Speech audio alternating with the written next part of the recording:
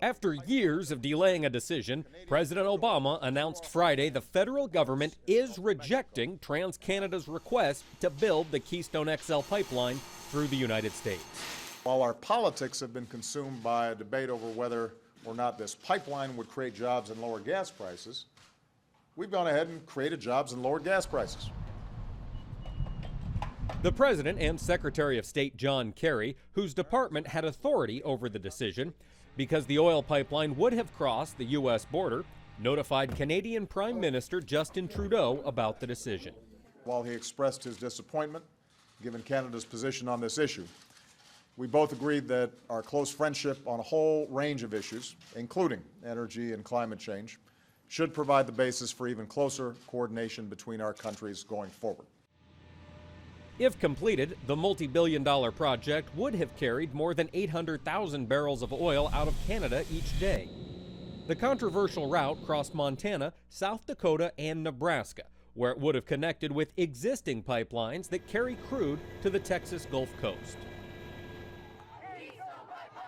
The battle over the application had placed the Obama administration under scrutiny by the public, Congress, and as recently as earlier this week, the press. So the picture that this paints then is of a review process that was going down the road of a recommendation from the Secretary to the President to reject the application.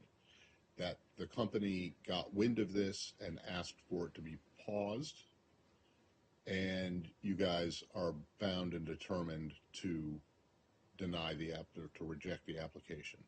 How is that wrong to see this? How is that the wrong way to see this? I won't get ahead of decisions or determinations that haven't been made yet, Matt. I certainly can't speak for the motivations of TransCanada and their request to pause. They should speak to that.